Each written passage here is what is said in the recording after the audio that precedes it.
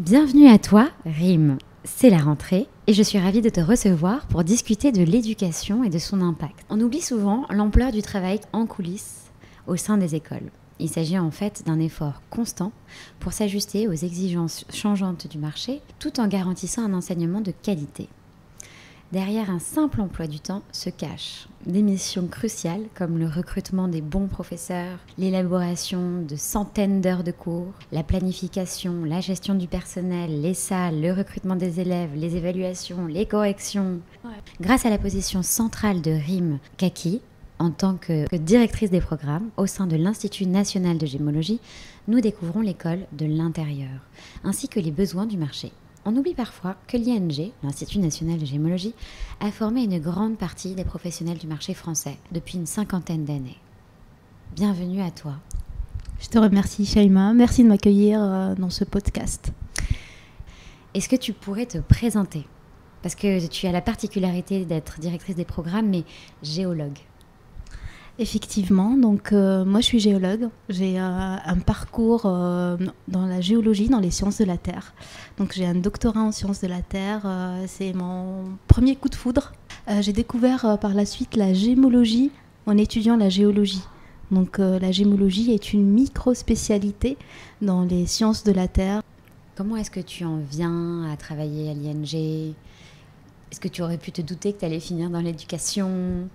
Alors pas du tout, donc moi c'est vrai que j'ai commencé un parcours universitaire.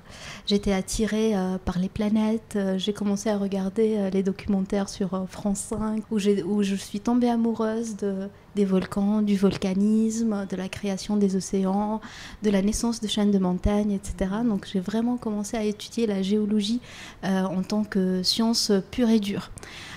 Petit à petit, on a étudié la pétrographie, la minéralogie, et c'est là où j'ai découvert les gemmes, les gemmes qu'on connaît aujourd'hui, le saphir, rubis et émeraude.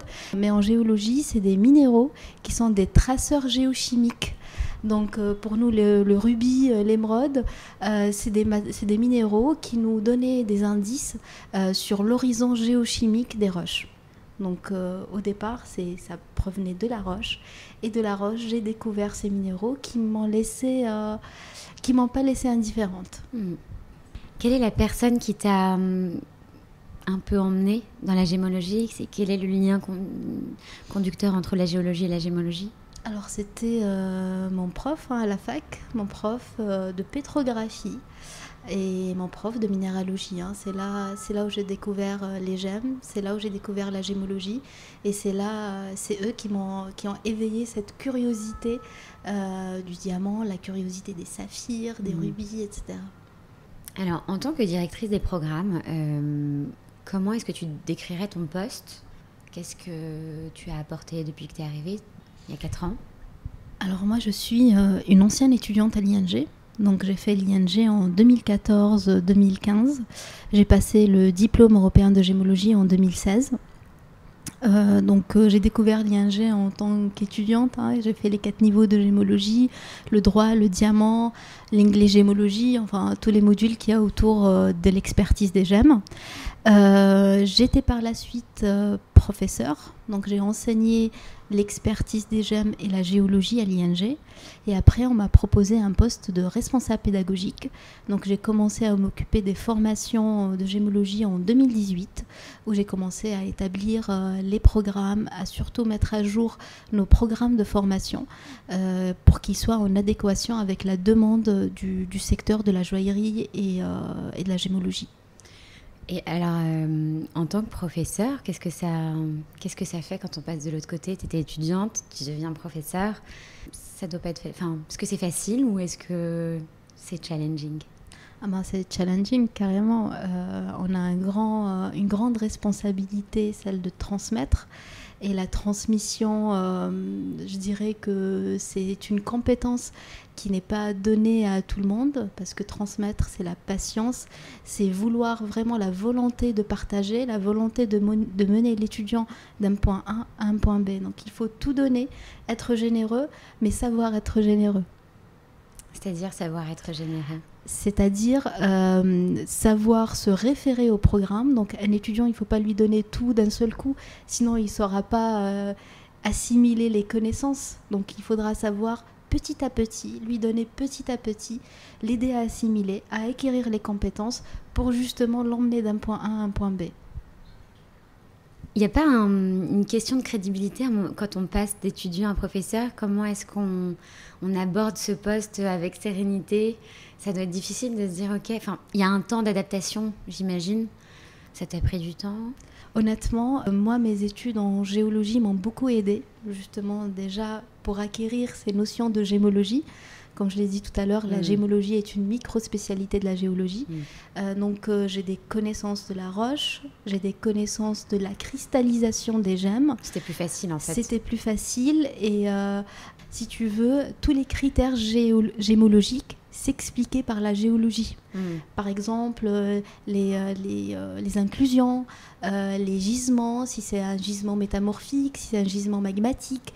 Donc tout ça, ça a trouvé un sens pour moi à travers mes études de géologie. Et du coup, quand j'ai commencé à donner des cours à l'ING, ce côté de... Cette posture, en fait. Cette posture de géologue déjà faisait de moi un professeur légitime et m'aidait franchement dans ma tâche d'enseignement. Ton évolution continue et ne s'arrête pas là et tu deviens directrice des programmes. Quel événement? Qu'est-ce qui s'est passé?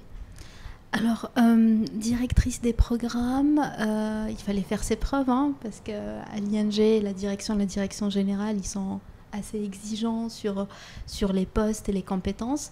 Donc, j'ai fait mes preuves en déposant avec une équipe le titre certifié. Donc, l'ING a un titre certifié de niveau 3, reconnu par France Compétences.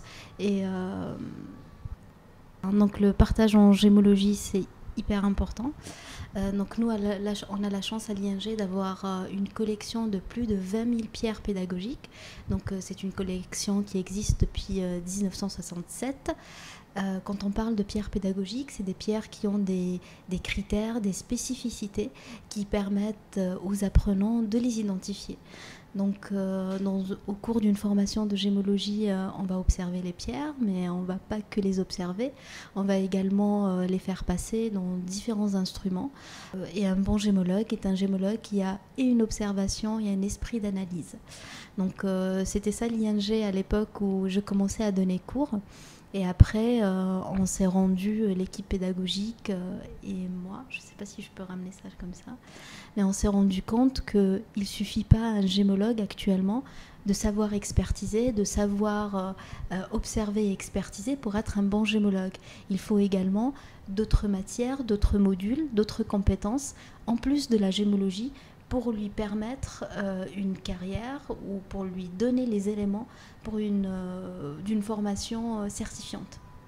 J'imagine en fait que ta position de professeur a dû te faire comprendre d'autres choses en étant plus près des élèves? Tout à fait. Qu'est-ce que tu as réalisé en fait? Alors, j'ai réalisé les besoins. J'ai commencé à ressentir et réaliser les besoins ou les manques de la formation. Parce que la gémologie, elle est en évolution. Le marché des gemmes, le négoce, tout ça est en évolution. Et nous, il fallait impérativement qu'on fasse également évoluer nos programmes de formation en fonction de la demande du marché et en fonction des besoins des professionnels. Parfait, franchement, c'est passionnant. Et en tant que professeur, parce qu'avec la nouvelle génération aussi, c'est peut-être pas facile, il faut s'adapter. Tout à fait. On a un manque de concentration cruel. Tout à fait. Il faut le dire. Bah oui. C'est pas évident comme on manage des élèves d'une vingtaine d'années qui ont parfois envie d'être sur leur téléphone. C'est ça, d'être soit sur leur téléphone, soit sur leur PC portable. Mais oui, enfin, je me suis rendu compte vraiment de l'effort des professeurs, de l'accompagnement des professeurs et surtout le partage. En gémologie, il faut un bon accompagnement pour que l'étudiant puisse être autonome et pour que l'étudiant puisse maîtriser les outils.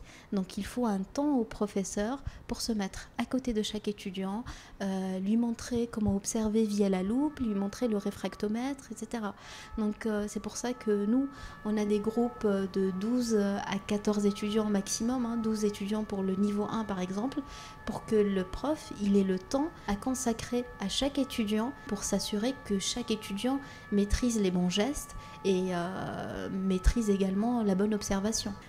Donc après 2 ans d'enseignement, on devait renouveler notre titre bachelor gémologue expert. Donc l'ING, elle a la chance d'avoir un titre qui équivaut à un bac plus 3, donc validé par France Compétences, par le ministère du Travail, donc qui est expiré. Donc on a dû le redéposer, le retravailler, le redéposer auprès de France Compétences.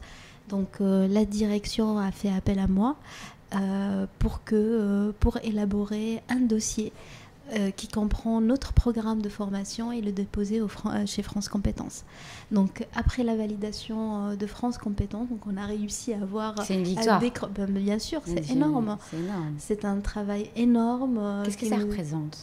Alors ça représente des mois et des mois de travail. Okay. Donc c'est un dossier qui comprend les compétences et les évaluations qu'on fait faire à nos étudiants pour qu'ils aient le niveau d'un bac plus 3. Donc on a expliqué vraiment à France Compétences la démarche d'expertise, le fait que notre programme comprend de la géopolitique, comprend du droit, du négoce, donc toutes les compétences pour que nos gémologues ils puissent trouver un travail une fois diplômés. Donc c'est des mois de travail, de rédaction. En même temps que la gestion de l'école en fait. Bien sûr, en même temps que la gestion de l'école. ING, il faut savoir qu'on a une formation professionnelle et une formation initiale. Donc les bacs. Et dans les formations pro, il y en a une intensive et une à la carte. Donc, et en formation pro, il y en a une en intensif qui inclut l'expertise des gemmes, le droit et le diamant, et qui donne un diplôme qui valide le bloc 1 et 4 du titre R1CP. Et il y a également plein de formations à la carte. Si je prends l'exemple, il y a la formation gouaché, la formation paire, l'expertise bijoux, négoce. Donc il y a toutes ces formations qui se rajoutent à la carte. Par exemple, nous, nos étudiants qui sortent du bachelor, donc ils valident un bac plus 3 en gémologie, ils peuvent continuer en master à l'université ou dans une autre école privée. Donc nos étudiants peuvent très bien continuer en master luxe, en commerce international. Voilà, il y a plusieurs filières qui peuvent s'ouvrir à eux, et c'est des filières qui sont, disons, complémentaires également à la gémologie. Qu'est-ce qui fait que certaines écoles n'arrivent pas à l'avoir ? Alors, il faut avoir un programme cohérent, un programme professionnalisant. Donc, ils font également une enquête d'insertion de nos diplômés. Donc, ils voient à peu près combien d'étudiants ils ont trouvé un poste 2 mois après leur obtention du diplôme, 6 mois après l'obtention du diplôme. Sur combien d'élèves ? Sur le total d'élèves diplômés. Des promotions. Des promotions, tout à fait. D'accord. Ok, donc belle victoire pour l'ING justement avec ce titre qui certifie et qui rassure, j'imagine, les parents. Tout à fait, qui rassure les parents et qui donne aussi une légitimité à la formation. Ouais. Comment est-ce que on prépare le programme de cette année ? Comment est-ce que tu anticipes tout ça ? Comment les programmes ont évolué ? Donc à l'ING, notre colonne vertébrale, notre structuration pédagogique tourne autour de l'expertise des gemmes. Donc à l'ING, nos apprenants, à la sortie de leur formation, ils savent expertiser les pierres gemmes, donc les pierres fines, ornementales, organiques, et les pierres et les diamants incolores et les diamants de couleur. En plus de cette expertise, nos étudiants sauront également déterminer certains traitements et ils sauront également déterminer certaines origines. Donc ça, c'est vraiment l'ossature de notre formation. Autour de cette colonne, de cette structure, oui, autour de cette structure, on a des modules ou des matières qui sont professionnalisantes et qui donnent aux élèves un aperçu de ce que c'est le sertissage, de ce que c'est le négoce, le gouaché, la CAO, la géopolitique. Donc ces modules donnent une culture à l'étudiant, une culture gémologique ou en joaillerie et en géopolitique, en actualité, de ce qui se passe autour du marché des gemmes ou autour de l'expertise au sens strict. Ce que nous on fait évoluer, c'est justement ces petits modules qui tournent autour de la gémologie. Par exemple, comme l'actualité de la gémologie, c'est un module qui est en perpétuelle évolution en fonction de l'actualité de la gémologie. Mais également, dans notre module de gémologie, il y a certaines découvertes de gisements, il y a certains traitements. Donc ça, je dirais que c'est une mise à jour de nos niveaux de gémologie. Mais vraiment, ce qui change, c'est les modules autour de la gémologie. Je vous donne un exemple. Il y a quelques années, à l'ING, on ne parlait pas du tout de prix de gemmes, de valeur de gemmes. Donc, on a inclus dans nos formations à partir de la première année un module sur le négoce des gemmes. Donc nos étudiants, dès la première année, après le niveau 1, ils vont commencer à s'intéresser au marché des gemmes et au négoce. Donc en deuxième année, ils ont de la pratique. Il y a un négociant qui va venir faire un petit jeu de rôle avec eux d'acheteurs-vendeurs. Et on les emmène également dans les salons, sur les salons comme au Sri Lanka et en Thaïlande pour justement pratiquer les connaissances de négoce qu'ils ont acquises en face-à-face pédagogique. Mais ça, c'est passionnant. À mon époque, il y avait pas. Voilà, donc c'est une évolution. Adoré avoir ça. Comment vous évaluez après ce genre de compétences? On fait des enquêtes satisfaction auprès de nos étudiants. On est dans une amélioration continue. On est Calliope, donc on est dans une démarche d'amélioration continue. Et nos étudiants, par exemple, le module négoce, il est très apprécié et très attendu par nos étudiants. C'est maintenant le critère, la valeur des gemmes est un critère hyper important. Donc on est dans une époque où il ne suffit plus d'analyser, d'expertiser, mais il faut aller au-delà de l'expertise et de l'analyse. Moi, je dis toujours aux étudiants que la gémologie est une compétence. Il faut que ça soit couplé à autre chose. Oui, je suis d'accord. Et en général, qu'est-ce que fait un gémologue après 3 ans de formation gémologique? Est-ce qu'elle rentre dans le métier, pour la plupart, ou est-ce qu'elle décide de poursuivre? Et si oui, dans quel secteur? Alors on a les deux cas de figure. On a des étudiants après 3 ans d'études, ils vont chez les négociants pour commencer un tri de pierre, dans les grandes maisons aussi pour occuper un poste au sein du service pierre des maisons joaillières. Et il y a également des étudiants qui continuent un master en luxe, en marketing, en commerce international. La gémologie, ça sera toujours une compétence, en plus. Est-ce que vous gardez un lien avec les anciens élèves, les alumni, comme on les appelle?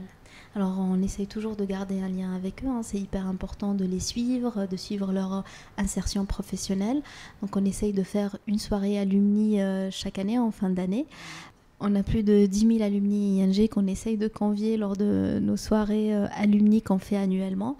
Donc, mais la majorité de nos anciens sont soit dans des maisons de vente, soit dans des maisons joaillières, soit des négociants. J'ai par exemple, moi qui ai fait la promo de 2014, j'ai un ancien camarade à moi qui était très bien en gémologie, il est maintenant à Bangkok. C'est un excellent négociant, il a vraiment construit une vraie carrière à Bangkok. L'acheteur ? Acheteur, négociant à Bangkok. Après, j'ai également des anciens camarades, des anciens collègues qui sont actuellement dans les maisons joaillières. Donc on est un petit peu partout et c'est vrai qu'on est une toute petite communauté. On se connaît tous, on s'entraide aussi, il y a de l'entraide entre nous. Et quand on se voit, on parle gémologie et amour de pierre. Des étudiants. Est-ce que tu as des étudiants dans les grandes maisons de la place Vendôme. Oui, donc nos étudiants, effectivement, ils sont dans les grandes maisons. C'est les grandes maisons qui nous envoient des demandes d'alternance, hein, parce qu'en 3e année, on fait de l'alternance, et nos étudiants en 3e année, ils ont cette chance déjà d'avoir un poste, ne serait-ce que d'alternant, dans les grandes maisons. Donc les étudiants 3e année commencent déjà à travailler en tant que salariés dans les grandes maisons. C'est un peu en s'inscrivant à l'ING, c'est une garantie de travailler au sein de ces maisons quand même, si on a un bon profil. Alors c'est le but, la majorité... Le lien est privilégié quand même avec ces maisons. Tout à fait. Elles viennent chez vous pour... Elles viennent déjà chez nous pour former leurs salariés. Donc on fait aussi la formation pour les entreprises, mais également c'est une porte d'entrée, hein, pour nos étudiants, parce qu'on acquiert cette réputation auprès des maisons joaillières. C'est vraiment une compétence de l'ING. Vous formez par les étudiants, les professionnels, vous formez ces gens-là à la gémologie. On est contacté par les grandes maisons qui nous demandent un programme de formation bien précis pour leurs salariés. Par exemple, à l'approche d'une collection, par exemple, je vais dire n'importe quoi, mais à l'approche, par exemple, il y a une collection où il y a de la Paraíba ou des opales. Donc, les grandes maisons se rapprochent de nous pour qu'on monte un programme de formation avec la Paraíba, avec l'opale, etc. Donc, ils ont une demande bien précise, bien particulière pour certains collaborateurs. Par exemple, le service marketing, ou la dernière fois, on a eu également les sertisseurs ou les lapidaires qui viennent se former à l'ING. C'est génial. On se forme tout au long de sa carrière. On peut se former tout au long de sa carrière. N'oubliez pas que la gémologie est une compétence. Qui peut parfois s'altérer avec le temps. Si on est chez un négociant, on est plus concentré sur les prix. Donc on oublie un peu la science. Donc on ne s'ennuie pas l'ING, on a 20 000 pierres à expertiser, hein, donc ça ne s'arrête pas, les boîtes s'enchaînent, on ne s'arrête pas. Et chaque pierre est différente parce que chaque pierre a ses propres inclusions. Chaque pierre a aussi un indice de réfraction différent. Donc non, on ne s'ennuie pas. Si on aime l'analyse, si on aime le travail de détective, l'analyse des pierres c'est merveilleux. Je trouve qu'il y a quelque chose qui se passe aussi au sein des classes qu'on peut apparenter à des salles de labo, puisqu'on est avec un petit groupe et nos instruments. Il y a un lien qui se crée, puisque l'analyse, elle ne se fait pas seule en gémologie. On aime bien demander à son voisin. Et en fait, je sais pas, on se rapproche. Et je trouve que moi, j'ai un très bon souvenir déjà de la session 2014. Avec mes amis, on était un quatuor en fait. On analysait, puis on se parlait, ou on écoutait de la musique, mais je veux dire, on était ensemble. On a une team qu'on aime retrouver chaque jour. Tout à fait. Moi, mon réseau, mon carnet d'adresses, il est rempli de mes camarades que j'ai rencontrés à l'ING. Hein. Donc, parmi mes anciens camarades, il y a également quelqu'un qui est dans l'or. L'or et la vente de diamants. Un autre qui est chez Dior. Une autre personne qui est chez Imagem. Donc voilà, c'est un carnet d'adresses, c'est un réseau qu'on maintient. On parle souvent des grandes maisons sans les citer. Est-ce que l'ING est dans toutes les grandes maisons de la place Vendôme ? Toutes, je ne sais pas, mais dans la majorité des places, des maisons de la place, il y a un étudiant ou un représentant de l'ING. C'est vrai que l'ING est connue à Paris. Sur le plan international, quelle est la stratégie de l'école ? Alors sur le plan européen, on fait partie de la Fédération européenne d'éducation en gémologie. Donc on est un centre de formation et d'examen européen et ça permet à nos étudiants de sortir de l'ING avec une validation, une accréditation française, nationale et une accréditation européenne. Quelle est la stratégie pédagogique de l'école ?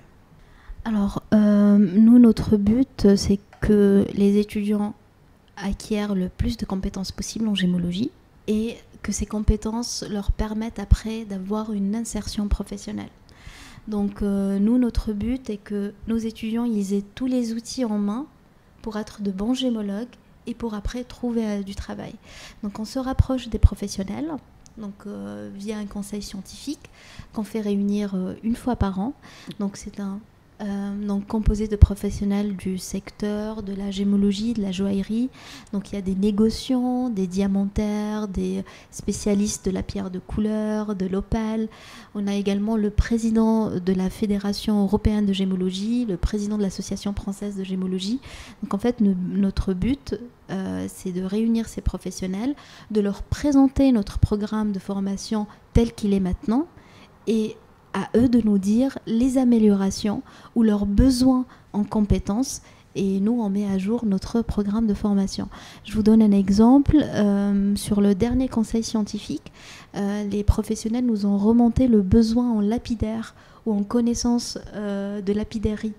Donc nous, cette année, on a fait appel à un spécialiste de la lapidairie qui a ramené les machines à l'ING, et nos étudiants ont eu la chance de tailler en cabochon et en facette des pierres ornementales.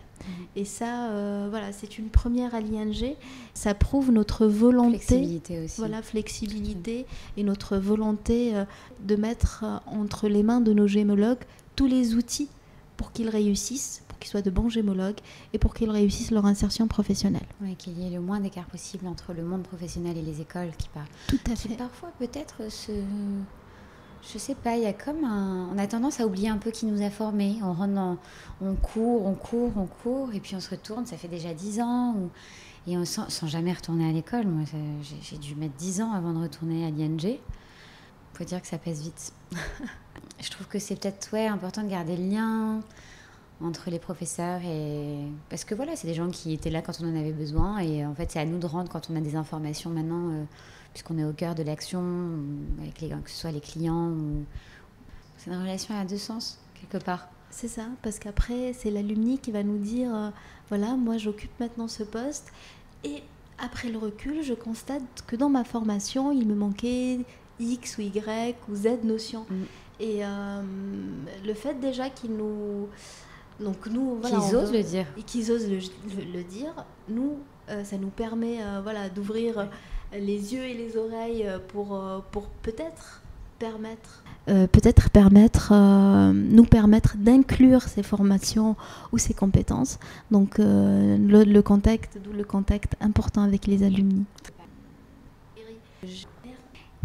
Et peut-être pour finir, une des tâches quand même qui a l'air pas facile, pas évidente, c'est de trouver les professeurs.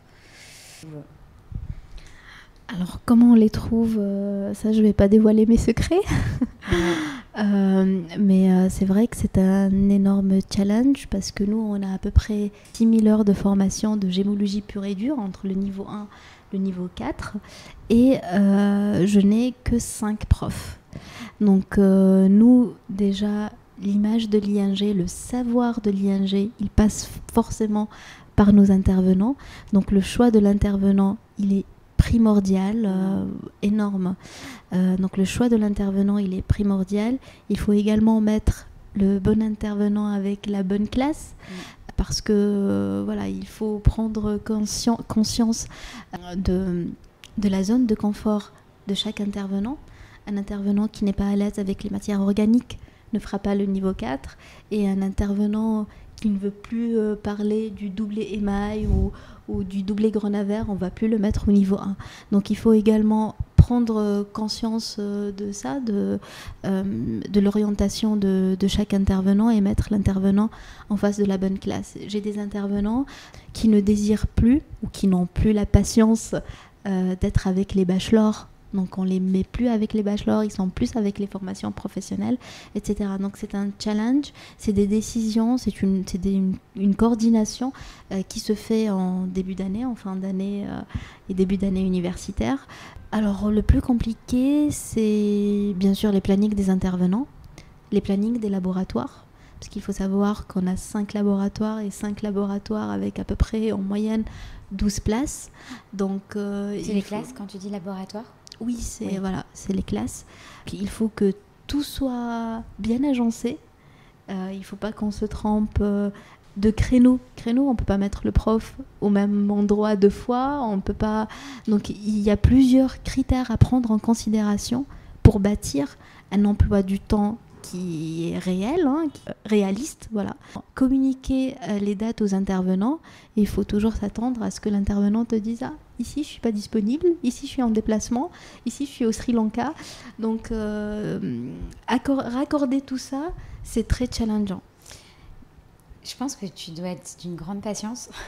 Je pense que pour ce genre de poste, c'est rigueur, patience, compréhension aussi, parce que si on n'a pas cette tolérance, il y a trop de péter un câble. Parce que les étudiants, tout le monde le sait, c'est pas facile. Je pense qu'en fait, humainement, mine de rien, en fait, c'est direction des programmes, mais en fait, tu gères beaucoup plus d'humain que le programme. Exactement, l'humain, le programme, les imprévus, parce qu'on a toujours des imprévus. On veut commencer notre journée en espérant faire A, B et C, et après on se rend qu'en fin de journée, non, il y avait des imprévus, et il fallait gérer les imprévus, les urgences, les priorités. Mais moi je dirais que voilà, avant tout il faut la passion, parce que quand on parle déjà le même langage que les étudiants ils sont là par passion. Ils voient déjà que la direction des programmes, elle a cette passion de la gémologie, donc déjà ça c'est important, c'est une bonne base. Et après oui, il faut être à l'écoute des étudiants, à l'écoute des apprenants, et savoir supporter aussi. En fait, toute cette charge en fait à régler au quotidien, ça peut être beaucoup pour une personne. Il y a comme une sérénité, un sang-froid. Exactement, oui, il faut bien sûr garder son sang-froid face aux étudiants et rester surtout professionnel. Comment est-ce que tu vois l'avenir? Parce que c'est vrai que ton parcours, il est assez intéressant. Tu passes de géologue, étudiante, professeure, directrice des programmes assez rapidement en plus. Tu as une progression hyper rapide, donc en fait, je pense que tu prends vite ton environnement et tu t'adaptes et voilà. Et en plus, je me permets de dire, je veux surtout pas te gêner, mais les gens qui connaissent l'ING savent à quel point en fait tu es impliqué et à quel point l'ING a besoin de toi.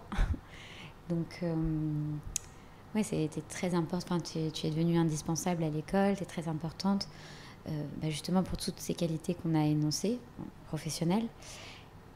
Mais c'est vrai que je suis curieuse. Qu'est-ce que tu aimerais faire, ou qu'est-ce que tu aimes? Comment tu verrais la suite? Donc moi, il faut pas oublier que mes premiers amours, c'est les sciences de la Terre, la géologie.